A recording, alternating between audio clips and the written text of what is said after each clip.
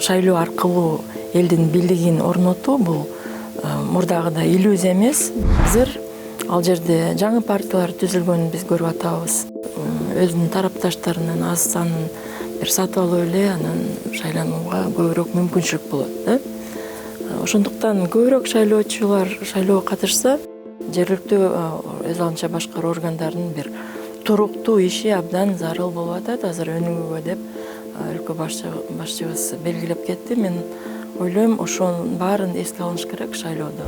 Аялдарыбыз мисалы бул 51% түзгөн социалдык группа калкта. Демек алардын өкүлчүлүгү сөзсүз түрдө бардык деңгээлде камсыздалыш керек.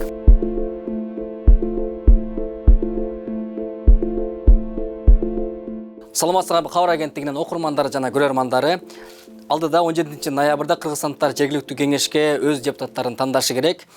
Бул жолку шайлоо юридикалык, техникалык жактан жана саясий өңүттөн алганда дагы мурдагы шайлоолордон бир топ айырмаланганы турат. Мына ошол айырмачылыктар боюнча жаралган суроолорго жооп берүү үчүн студиябызга Борбордук шайлоо комиссиясынын төрайымы Шайлабекова Нуржан Кармабековна келип отурат. Нуржан Кармабековна, атайын студияга убакыт бөлүп келгениңизге рахмат айтабыз. Саламатсызбы? Алгачкы суроо, мына кече жакында эле президент Садыр Жапаров элди шайлоого активдүү катышууга чакырды жана татыктуу депутаттарды тандап алууну элден суранды да. Негизи эле буга чейин баягы бийликтин партиясы, бийлик сүрөгөн талапкер деген түшүнүк бар эле. Бул кайсы бир деңгээлде шайлоого элдин пассивдүү катышышын шарттаган. Азыр эми бийлик кескин түрдө айтып атат, бийлик шайлоого аралашпайт, элге коет депчи. Негизи эле мамлекет башчынын кайрылуусу азыркы саясий абал шайлоонун эркин жана активдүү өтүшүнө канчалык шарт түзөт? Бул абдан маанилүү кайрылуу, анткени бул ушу шайлоого карата мындай саясий мамлекет башчысынын саясий позициясын белгилейт. Ушу шайлоо системасы реформаланып келатат.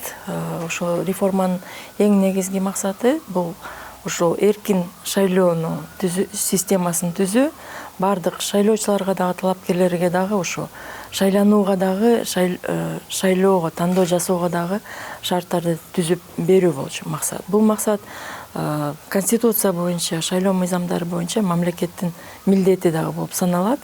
Мен ойлойм, мамлекет бул ушул тарапта бардык ушул дүйнөлүк демократиялык эркин шайлоо үчүн белгиленген стандарттарды жасоого азыр көп аракет кылып, азыр ошондой шарттар бар биздин өлкөдө. Бардык добуштар, бардык шайлоочулар так эсепке алынат, так саналат. Демек, ушу шайлоо аркылуу элдин бийлигин орнотуу бул мурдагыдай иллюзия эмес, бир убакта иллюзия болчу көп жылдан бери. Анан азыр түздөн түз шайлоонун тагдыры, шайлоонун жыйынтыгы эл шайлоочулар тарабынан аныкталат. Ушул биринчи стандарт болчу, ал орнотулду. Экинчиден, ошол коомчулук тарабынан көзөмөл жүргүзүү үчүн, коомчулук тарабынан байкоо жүргүзүү үчүн бүт инструменттер дагы биздин системада бар. Баары ачык айкын жарыяланып, аны көзөмөлгө алуу бир нече инструменттер бар. Эркин байкоо жүргүзүүгө дагы бардык шарттар түзүлгөн. Демек, мамлекет тарабынан мындай милдеттүү түрдө аткарылуучу иштер, шарттар түзүлдү. Муну эл аралык байкоочулар дагы, мисалы, жанагы дүйнөлүк дайыма мониторинг жүргүзүүчү институттар дагы муну өзүнүн жана корутундуларында дагы белгилеп кеткен. Кыргызстанда ошо эркин шайлоо, мындай чыныгы атаандаштык жүргүзүү үчүн укуктук шарттар бар деп. Анан ойлойм, абдан туура түз кайрылуу болду. Биз ал жерде талапкерлерге дагы кайрылуу болгон. Анткени талапкерлер көрсөтүү мөөнөтү болуп аткан кайрылуу учурунда. Анан биз ошондон кийин мындай активдүүлүк дагы жогорулады да. Жерлерде биздин аймактык шайлоо комиссияларга көп жаңы талапкерлер, ошо акыркы 2 күндө абдан көп киши келип, ошо талапкерлигин дагы көрсөтүштү. Мен ойлойм, биринчиден мамлекет башчысы президентибиз Садыр Нуркожоевич ушу жергиликтүү кеңештердин ролун белгилеп кетти. Анткени өлкөбүздө административдик аймактык реформа дагы жүргүзүлдү да. Бул абдан чоң оптимизация, башкаруу системасынын абдан чоң, өз алдынча башкаруу системасынын абдан чоң оптимизациясы, ошол оптимизация жана жаңы өз алдынча башкаруу системанын түзүлүшүндө албетте кеңештер, мындай өкүлчүлүк органдар катары абдан чоң ролду ойнойт. Ошону дагы өлкө башчыбыз белгилеп кетти. Ошол рол, ошол жоопкерчилик, ошо жергиликтүү кеңештердин бул жана жаңы нормаларда дагы байкасак болот. Анткени кеңештер мурдагыдай 4 жылга эмес, 5 жылга шайланат. Демек, мындай туруктуулук азыр зарыл. Жергиликтүү өз алдынча башкаруу органдарынын бир туруктуу иши абдан зарыл болуп атат азыр өнүгүүгө деп өлкө башчыбыз белгилеп кетти. Мен ойлойм, ошонун баарын эске алыш керек шайлоодо. Шайлоочулар ошо өзүнүн сөзүн айтыш керек. Катышып дагы, ошо тандоодо дагы мындай бир татыктуу, жоопкерчиликтүү талапкерлерди тандап.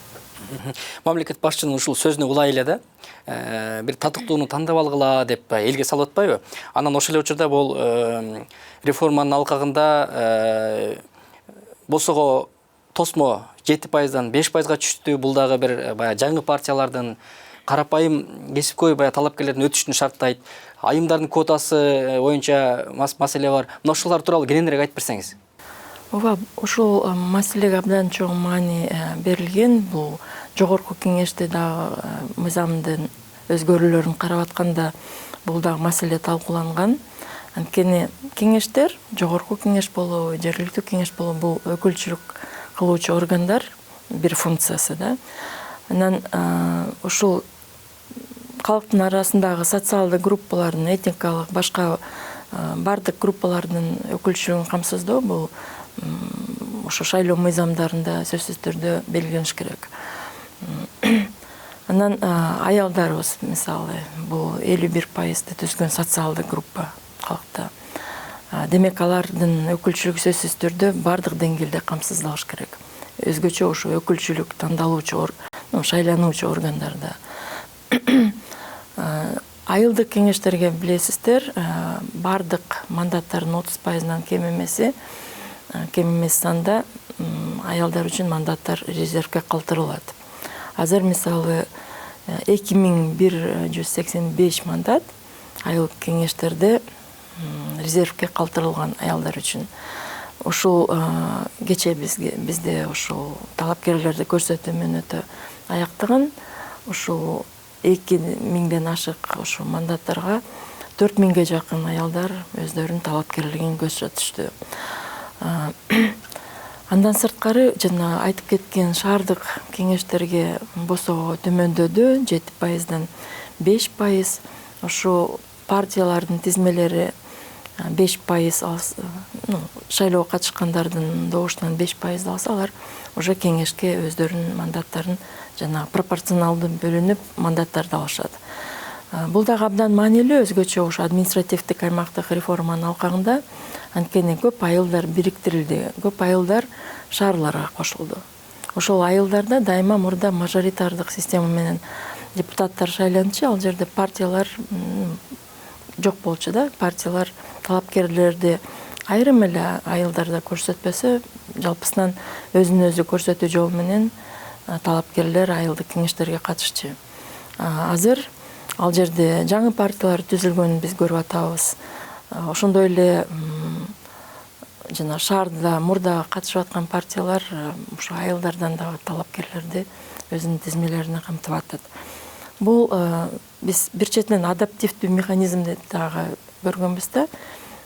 Анткени дискуссия болгон парламентте ошо 7% болобу же 5% болобу, балким мындай чоң айырмасы жок депчи.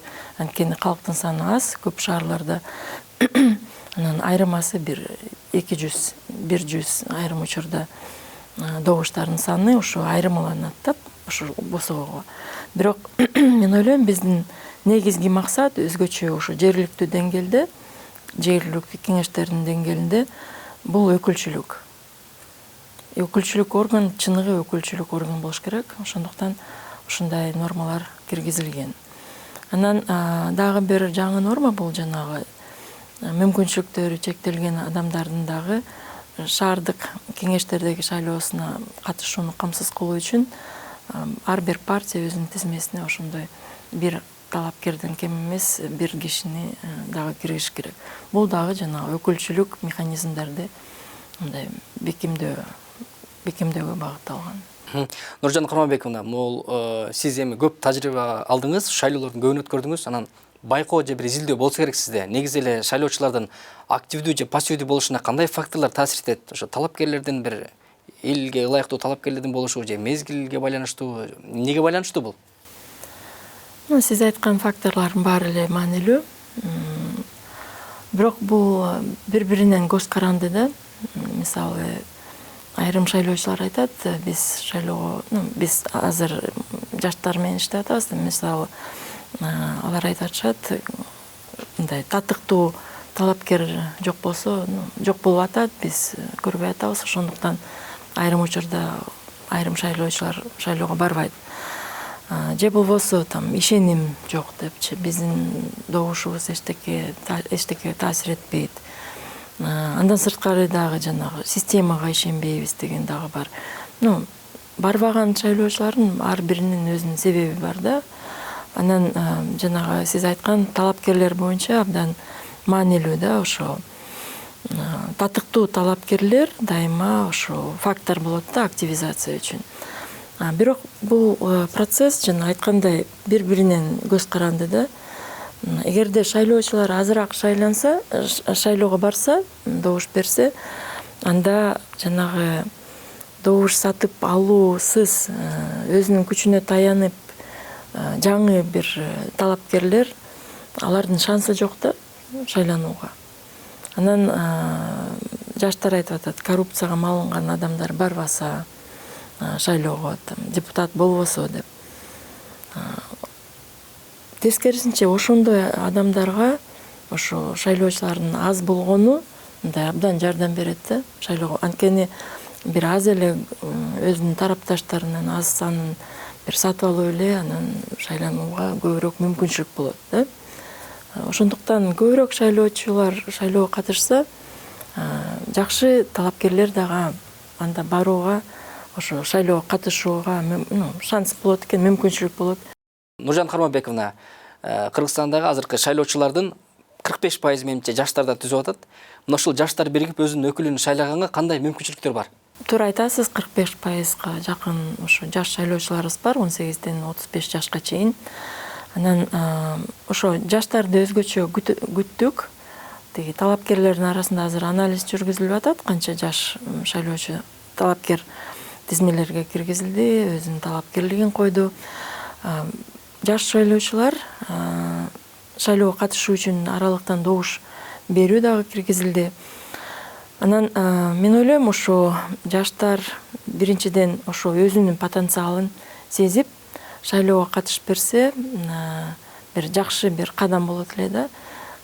Кийинки шайлоодо, мисалы, парламенттик шайлоодо биз эң башкы ошо мыйзам чыгаруучу органды дагы шайлайбыз. Азыр жергиликтүү деңгээлде өкүлчүлүк орган шайланып атат. Эки процесстин абдан маанилүү. Анан биз жаштар менен азыр Кыргызстан жаштар кыймылы менен бардык университеттерде иш алып барып атабыз. Ушундай түшүндүрүү, маалымдоо иштерин. Бизде ички жана тышкы миграциянын деңгээли жогорку, жакшы билесиз аны, бардык эле жарандар катталган жеринде иш жүзүндө жашабайт. Ошол аралыктан добуш берүү дагы механизми бар. Ал кандайча ишке ашат? Аралыктан добуш берүү бул дистанттык добуш берүү деп дагы атайбыз. Бул атайын ошо ички миграциянын бийик деңгээлин дагы эске алуу менен киргизилди. Нормалар мыйзамга жогорку кеңеш тарабынан кабыл алынган, бирок ал жерде жазылып турат, дистанттык же электрондук добуш берүү жөнүндө чечим дайыма шайлоону дайындоодо өзүнчө чечилет депчи. Ошондуктан президентибиздин жарлыгында ушул тапшырма берилген, Борборлук шайлоо комиссия аралыктан добуш берүүнү ишке ашырсын деп. Биз эсептейбиз буну эң туура чечим деп, анткени бизде жаштар дагы көп, жаштар, студенттер 350 миңден ашык студенттерибиз бар экен. Жалаң Бишкекте 160 миңден ашык экен. Алар айылдардан келип окуп атышат. Биз ошо өзгөчө ошо жаштар үчүн жана жалпы эле шайлоочуларыбыз үчүн ушундай ыңгайлуу шарттарды түзүп берүү максатта ошону ишке ашырып атабыз. Жалпысынан 10 участка ачылып атат биринчи этапта. Бардык областтык борборлордо бирден жана Бишкек шаарында 4 участка ачылат. Бардык участкалар мындай бир коомчулук үчүн ыңгайлуу бир жерлерде, аянтчаларда ачылып атат. Ошо аралыктан добуш берүүгө катышуу үчүн 1 ноябрга чейин жарандарыбыз, эгерде 17 ноябрда өзүнүн туруктуу каттоо жеринде добуш бере албаса, анда арыз берип, ошо аралыктан добуш берүү участкасына жазылса болот. Бардык маселелер боюнча 1255 деген жалпы биздин номерибиз бар, кыска номер. Ошого чалып тактап алса болот. Мисалы айылда каттоосу бар, бирок Бишкекте жүргөн жаран ушу Бишкекте бир шайлоо участогуна барып арыз бериш керек болобу, ошондо кандай? Ооба, же болбосо жана туруктуу каттоодо жүргөн комиссиясына берсе болот арызды, же болбосо ошо пландаштырылган шаардагы аймактык шайлоо комиссиясына же участкалык шайлоо комиссиясына барса болот. Жыйынтыктоочу суроо болсун. Шайлоочулар билсин, алар шайлаган жергиликтүү кеңештердин депутаттары шайланса эмне жумуш аткарып бере алат экенинчи, эл үчүн иштейм деген, өзүм көрсөтөм деген, мындай саясий амбициясы бийигирээк талапкер үчүн же депутат үчүн мыйзамдагы мүмкүнчүлүктөр, иштегенге мүмкүнчүлүктөр канчалык? Азыр мен ойлойм, мындан дагы мурдагыдан дагы бийик мүмкүнчүлүк, бийик эмес, мындан дагы көп жана ыйгарым укуктар бар деп мен эсептейм. Анткени азыр оптимизация болду да, башкаруу системанын, өзүнчө башкаруу системанын оптимизациясы болду. Айыл өкмөттөр аткаруу бийлик жагынан ошо дайындоолор өткөн. Мэрлер, айыл өкмөттөр дайындалган. Азыр биз өкүлчүлүк органда оптимизация кылып атабыз шайлоо аркылуу. Ыйгарым укуктары мурдагыдай эле чоң эле жана социалдык, экономикалык өнүгүү программаларды аныктоо, бюджет маселелерин чечүү, жана жергиликтүү ар кандай тарифтер да, ошо турмуш тиричилик маселелер да, бул абдан маанилүү да баарыбыз үчүн да. Үйдөн чыкканда эле ошол турмуш тиричилик маселелерин баары, ошонун баары кеңештер, ошол аткаруу жана өкүлчүлүк органдар бирдикте иштейт дайыма. Азыр деле алдыга деле турган чоң бир өнүгүү программа турат. Мен ойлойм, ак ниет менен мындай чыныгы коомчулукка, өзүнүн жергиликтүү жамаатына пайда алып келем деген жоопкерчиликтүү инсандар келип иштегенге, эффективдүү иштегенге бүт мүмкүнчүлүктөр бар, мыйзамда каралган. Нуржан Кармабековна, атайын убакыт бөлүп бизге маек куруп бергениңиз үчүн сизге ыраазычылык билдиребиз, ишиңизге ийгилик каалайбыз. Жок рахмат.